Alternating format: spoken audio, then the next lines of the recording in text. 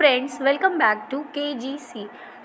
अब क्या है, हम हमारी इंडियन ज्योग्राफी स्टार्ट कर रहे हैं और ये हमारी बेसिकली क्लास 11th का ही दूसरी बुक है। और उसमें क्या है, फर्स्ट जो सीरीज़ थी उसमें क्या था, उसमें हम पढ़ रहे थे फिजियोग्राफी। ओके, तो उसमें हम ये देख रहे थे कि पूरे वर्ल्ड का पर्सपेक्टिव देख रहे थे कि वर्ल्ड जो है वो कैसे बना है, ठीक है, कैसे कॉन्टिनेंट्स, ओशियंस वगैरह डेवलप हुए हैं, लैंड फॉर्म्स कैसे डेवलप हुए हैं। बट हम इस सीरीज़ में देखेंगे कि इंडिया का बेसिकली क्या लोकेशन है, क्या डोमेन्स हैं, ठीक है। तो अब हमें इस सीरीज़ में ये सारी चीज़ें देखनी है। तो ये सीरीज़ हमारी सेकेंड सीरीज़ है, क्लास 11th की ही है, क्योंकि 11th में 2 बुक्स हैं, ठीक है। फर्स्ट में हमारी फिज़िकल ज्योग्राफी थी और सेकंड जो हमारी है वो इंडियन ज्योग्राफी है, ठीक है। तो इस सीरीज़ से, इस चैप्टर से, इस वीडियो से हम लोग ये स्टार्ट करने वाले हैं, ये वाली सीरीज़ शुरू हो जाएगी, ठीक है।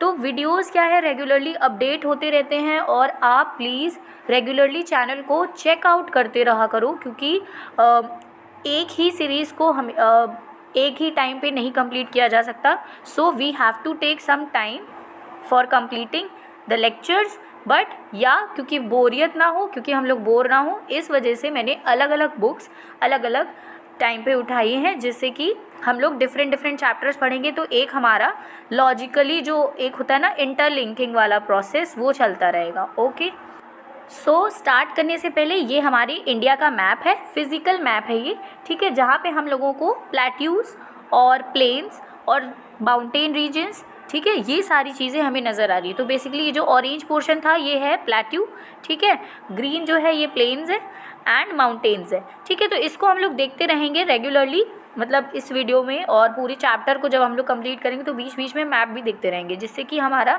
जो हम लोग पढ़ रहे हैं वो हम लोग एक्चुअली मैप में फिल कर पा रहे हैं या नहीं, वो हम लोग देख लेते हैं, ठीक है, चेक कर सकते हैं। ओके, हमने देखा कि इंडिया जो था, इंडिया हम लोगों ने ये वर्ल्ड ज्योग्राफी में पढ़ा है कि इंडिया जो था वो कैसे डेवलप हुआ, कैसे बना, एक वो सब कॉन्टिनेंट कैसे बना और कैसे वो जाके एशिया में अटैच्ड हुआ, ठीक है। तो ये हम लोगों ने देखा है वर्ल्ड ज्योग्राफी में। सिमिलरली यहाँ पे भी हमें कुछ उसी से दिखती हुई फीचर्स को पढ़ना है कि कैसे इस रीज़न की वजह से बहुत सारी फीचर्स डेवलप हुए। So we have to look out them. Okay, क्या है, तो यहाँ पे हम लोगों ने देखा कि over these long years it has undergone many changes brought about primarily by the endogenic and exogenic forces. तो ये जो चेंजेस आते थे ये बेसिकली किससे आते थे, 2 चीज़ों से, एक एंडोजेनिक और एक एक्सोजेनिक फोर्सेस से।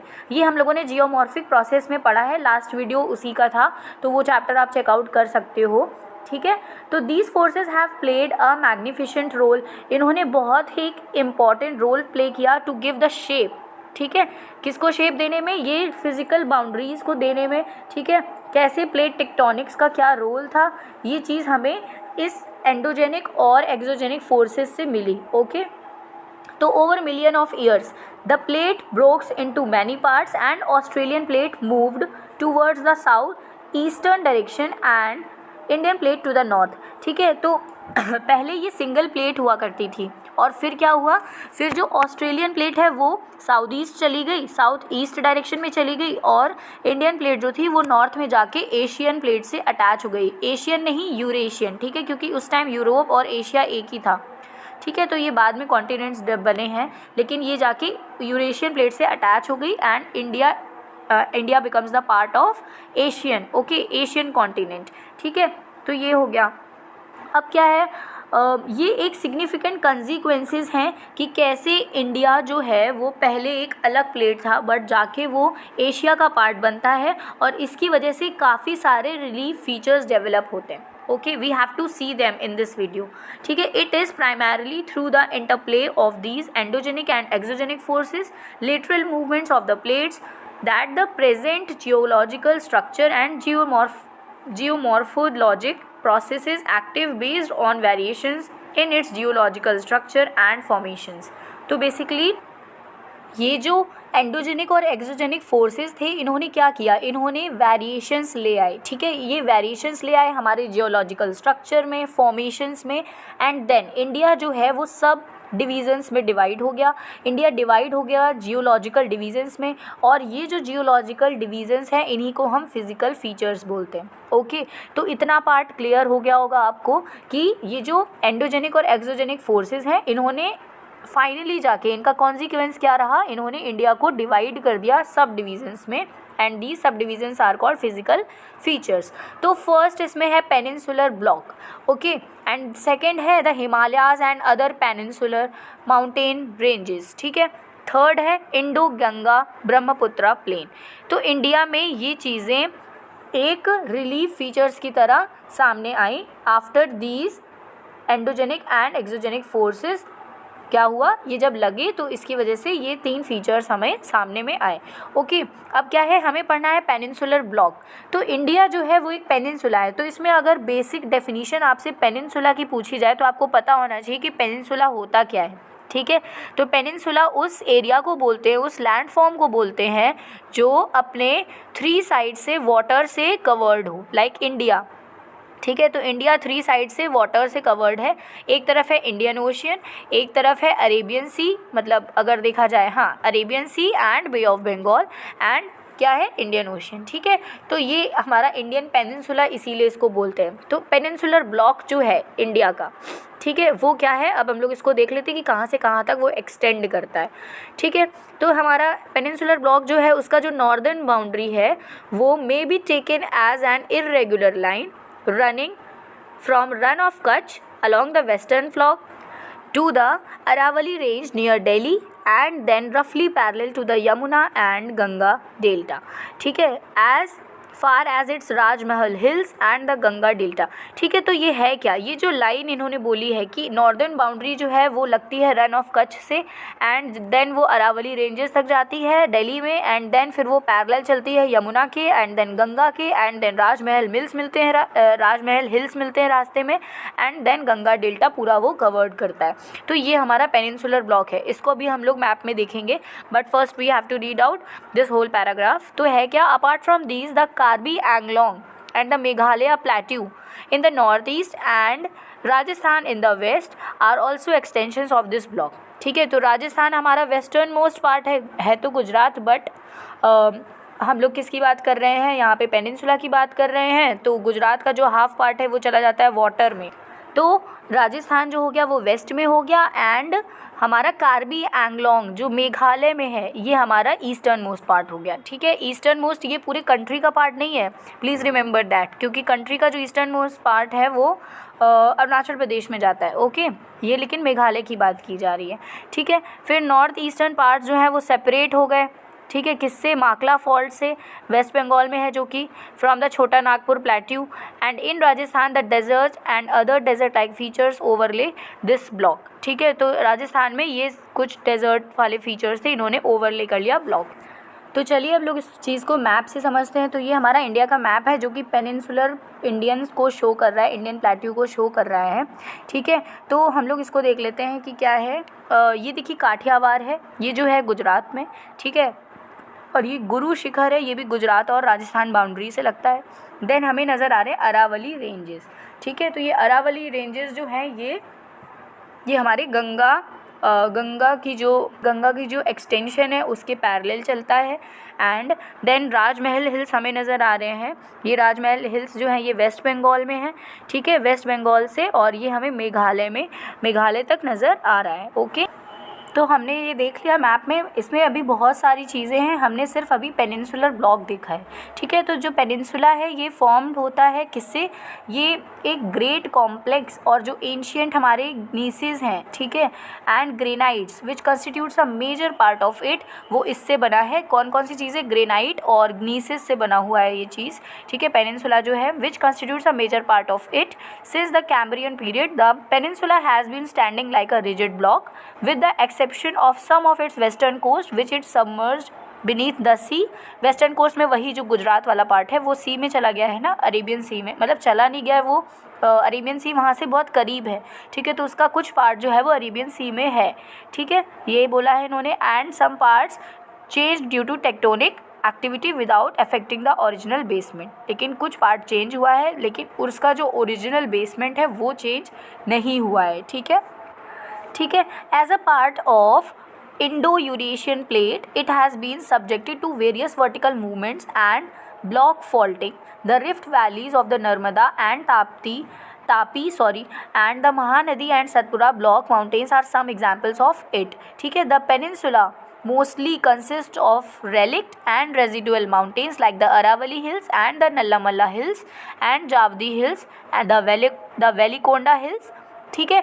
तो ये क्या कह रहा है कि जो हमारा एक्चुअली जो इंडो प्लेट है, इंडियन प्लेट है, ये पहले क्या था, ये इंडो यूरेशियन से बना था। इंडो यूरेशियन प्लेट्स मिक्स्ड था। ठीक है। फिर ये दोनों अलग हो गए, तो अलग होने की वजह से फॉल्ट्स आ जाते हैं। ये हम लोगों ने वर्ल्ड ज्योग्राफी में पढ़ा है कि व्हाट आर फॉल्ट्स। ठीक है। फॉल्ट्स जो हैं ये वो स्ट्रक्चर्स हैं जब दो प्लेट्स आपस में क्या होती हैं, डिप्रेस होती, जब दूर चली जाती हैं, ठीक है, सेपरेट होती, तब ये जनरेट होते हैं।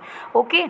और इन फॉल्ट के जनरेट होने से क्या हो गया, इन फॉल्ट के जनरेट होने से कुछ रिलीफ फीचर्स निकल आए, लाइक कुछ हिल्स बन गई। ठीक है। तो जो रेजिड्यू है, जो इनके रेजिडुअल हिल्स हैं, जो रेलिक्ट हिल्स है, रेलिक्ट मतलब जो बचने के बाद हो जाता है, जो ये सब चीज़ें जो प्रोसेस हो जाते हैं जियोमॉर्फिक, एंड उसके बाद कुछ हिल्स वगैरह निकल आते हैं कहीं पे वो। ठीक है। तो उसके थ्रू काफ़ी सारे हिल्स, जो हमारा अरावली रेंजेस है वो पूरा उसी के थ्रू बना हुआ है। महेंद्रगिरी हिल्स, पालकोंडा रेंज, ये जितने भी रेंजेस के नाम आपकी बुक में दिए हैं ये सारे इन फॉल्ट्स के जनरेशन की वजह से ही बने हैं। ठीक है। The river valleys here are shallow with low gradients. ये रिवर वैलीज जो होती हैं ये शैलो होती हैं, इनका ग्रेडियंट, इनका स्लोप इतना हाई नहीं होता है। You are aware of the method of calculating the gradient as a part of your book practical work in geography. तो एक प्रैक्टिकल की बुक जो है आपकी ज्योग्राफी की, उसमें आपने ग्रेडियंट कैलकुलेट करना सीखा होगा। ठीक है। Most of the east flowing rivers from deltas before entering into the Bay of Bengal. The deltas formed by Mahanadi, the Krishna, the Kaveri, the Godavari are important examples. ठीक है। तो कुछ east flowing reverse हैं। West flowing river में हमारा नर्मदा और तापी आती हैं। दोनों वेस्ट फ्लोइंग इसलिए हैं क्योंकि वो रिफ्ट वैली से होके गुजरती हैं। तो ये एक आपका क्वेश्चन बन सकता है कि why Narmada and Tapi are west flowing rivers. Okay. क्यों? क्योंकि वो रिफ्ट वैली से निकलती हैं, दैट्स वाई। ठीक है। तो ये क्वेश्चन आप लोग ध्यान में रखिएगा। और बाकी सारी रिवर्स जो हैं वो सारी बे ऑफ बंगाल में गिरती हैं, जबकि नर्मदा और तापी अरेबियन सी में गिरती हैं, है ना। तो ऐसा है कि इंडियन प्लेट जो है हमारा वो थोड़ा ईस्ट की तरफ बेंड है।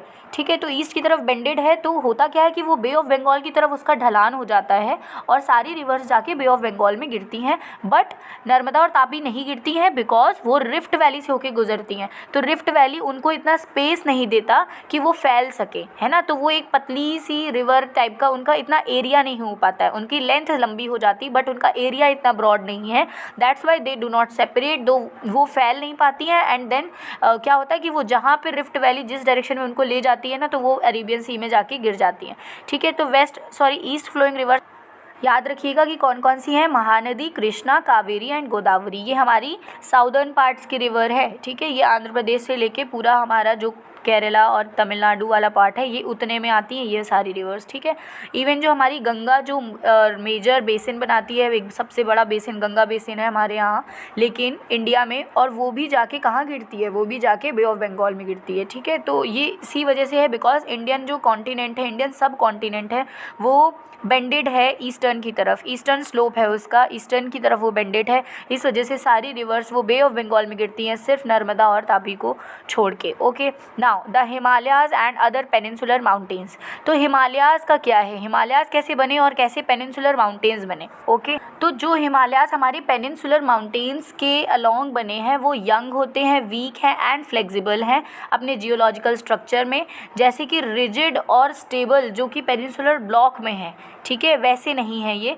ठीक है। Consequently they are still subjected to interplay of exogenic and endogenic forces. क्योंकि वो यंग है तो उसमें स्टिल अभी भी एंडोजेनिक और एक्सोजेनिक फोर्सेस लगते रहते हैं, क्योंकि जो काफ़ी सारे ओल्ड होते हैं उनमें इतना चांसेस नहीं होते हैं, बट जो यंग है, जो अभी अभी न्यू फॉर्मेशन से बने हैं, वो उसमें चांसेस होते हैं कि एंडोजेनिक फोर्सेस लगातार लगते रहेंगे। और दैट्स वाई रिजल्ट के तौर पे हमें faults, folds and thrust planes मिल जाते हैं। ठीक है। फॉल्ट्स हम लोग पढ़ चुके हैं, फोल्ड्स हम लोग पढ़ चुके हैं कि फोल्ड सा कुछ आ जाता है तो वो हिली स्ट्रक्चर बना लेता है। ठीक है। फोल्ड्स जनरेट हो जाते हैं, जैसे जब कॉन्टिनेंट दो सब प्लेट्स, ठीक है, कॉन्टिनेंट नहीं, दो प्लेट्स जब आपस में वो कॉन्ट्रैक्शन पे आती हैं या वो एक दूसरे के ऊपर से निकल जाती है, देन फोल्ड्स जनरेट होते हैं। बट दो प्लेट्स वही जब दूर जाती हैं तो फॉल्ट जनरेट होते हैं। ठीक है। तो the mountains are tectonic in origin. तो ये माउंटेन्स जो हैं ये टेक्टोनिक की वजह से ठीक है। तो टेक्टोनिक एक्टिविटीज़ की वजह से ये बने हैं माउंटेन्स, तो इनको हम लोग टेक्टोनिक ओरिजिन में बोलते हैं। ठीक है। कुछ फास्ट फ्लोइंग रिवर्स इनके थ्रू जाती हैं। ठीक है। ये गॉर्जेस बनाते हैं, वी शेप्ड वैलीज़ बनाते हैं, रिफ्ट्स, रैपिड्स, वाटरफॉल्स बनाते हैं, और ये इनका स्टेज है। ठीक है। एक स्टेज होती है ना कि इस स्टेज में ये इस तरीके से बनाएगा, तो सेम चीज़ है। तो आपको ये नीचे आपकी बुक में फिगर नज़र आ रहा होगा, ये एक गॉर्ज का फिगर है। गॉर्ज ऐसा होता है कि कुछ कुछ ये आप ऐसे समझ सकते हो कि अगल बगल माउंटेन्स होंगे एंड देन सेंटर से रिवर्स आ रही होगी। ठीक है। तो ये हमारा गॉर्ज बन जाता है। ठीक है। तो ये गॉर्जेस हैं। ठीक है। तो आप ये फिगर पे देख सकते हो, ये इमेज में आपको ये गॉर्ज नज़र आ रहा होगा। ये देखिए रिवर जो है ये कुछ रॉक्स को कट करते हुए निकलती चली जा रही है और फ्लो कर रही है। ठीक है। तो ये अगल बगल बहुत बड़े बड़े रॉक्स हैं जिनको हम लोग माउंटेन्स बोल सकते हैं, और सेंटर से रिवर जा रही है क्योंकि वो रॉक्स को कट करते हुए निकल रही है। ठीक है। तो आज इस वीडियो में हम लोग इतना ही पढ़ेंगे और इस चैप्टर को हम लोग नेक्स्ट वीडियो में कंटिन्यू करेंगे। सो प्लीज़ तब तक keep learning, and thanks for watching, and please do like, share and subscribe the channel, do comment. Thank you.